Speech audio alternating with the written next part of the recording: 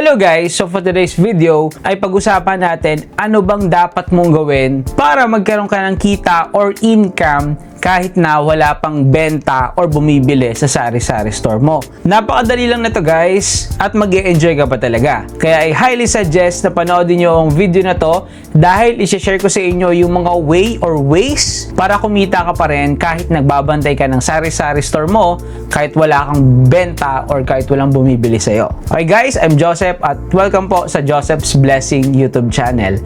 Ang content ko guys is about money making online, paano maging successful sa negosyo, financial literacy, maging successful din sa career, makatulong at makapagbigay ng tips sa inyo paano makapag-ipon at syempre umasenso at yumaman. Okay guys, wag na natin patagalin. Umpisahan na natin guys.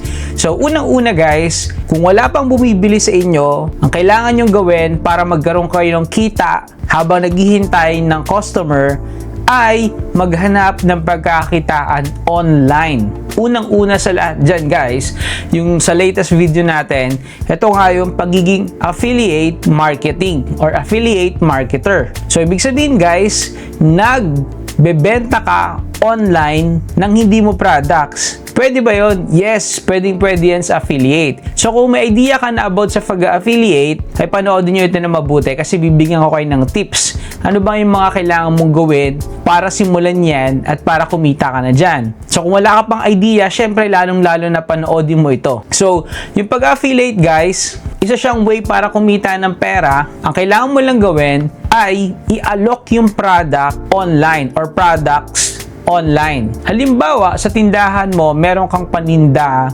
na shampoo. Halimbawa, ayan, shampoo. Ngayon, hanapin mo yan sa TikTok or sa Shopee or sa Lazada. And then, may kita mo guys yung share button, katulad ng ganyan guys. Pag nakita mo yung shared button, may kita mo dyan, may percentage ka daw makukuha kapag nakabenta ka online. So same with TikTok guys, ito pinapakita ko ngayon sa inyo is Shopee. So same with TikTok, ganun din. Pag nakabenta ka, nakapag-alok ka, si seller or yung company na nagbebenta na inalok mo sa customer ay siya yung bahala sa products, siya bahala sa delivery, siya bahala sa inventory, siya bahala sa lahat. And then, kapag na-complete yung payment ng buyer sa item na inalok mo, bibigyan ka ngayon ng porsyento ng seller online. So imagine guys, ginagawa mo yung pagiging affiliate mo habang nagtitinda ka sa sari-sari store. 'Di ba?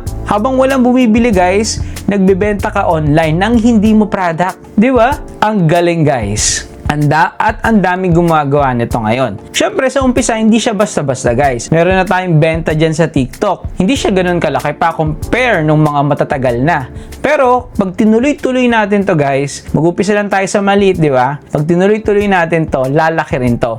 Syempre katulad ng ganito lang yan guys. Nagtanim ka ng mangga. Hindi naman pwede kinabukasan puno na yan, di ba? Wala ka nga talaga may kita pa agad eh. Pero ang kailangan mong gawin, mag-umpisa, diligan, kinabukasan, and then araw-araw mong alagaan sa pagdidilig, sa sunlight, tamang proseso guys. And then kapag umangat na yung dahon yan, wala pa yan. Dilipas yan ng maraming taon bago mamunga. What I'm trying to say is, hindi basta-basta to. Pero I guarantee you guys na kapag consistent ka at kapag ginagalingan mo guys, ay pwedeng-pwede ka talagang kumita dito. So, nagbabantay ka ng sari-sari store, wala pang benta, ito ang gawin mo. Mag-focus ka sa pag-aaral kung paano mag-affiliate. Pwede sa TikTok, sa Shopee, or sa Lazada.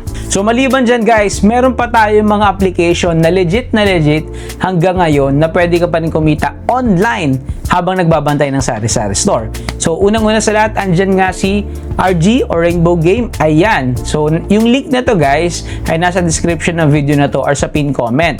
So check mo dyan guys, click mo lang yung RG dyan guys, no? Pwedeng-pwede ka maglaro online at sa loob ng maraming taon, paying ito at legit. So check nyo guys sa comment section yan. So next naman guys, itong si BP or si Bingo Plus. Hanggang ngayon legit ito. Siyempre registered ito sa Pagcor at pinopromote ito ng maraming artista. So pwede kang maglibang-libang habang nasa bahay ka or habang nasa sari-sari store ka, habang naghihintay, nagbabantay, pwede kang maglibang-libang, no, sa paglalaro. So yun lang guys, maraming po salamat sa panonood. Please don't forget to like, share, comment, and subscribe, and click the notification bell po with all para lagi kayo updated sa ating mga videos. Maraming po salamat muli at God bless. Appeal!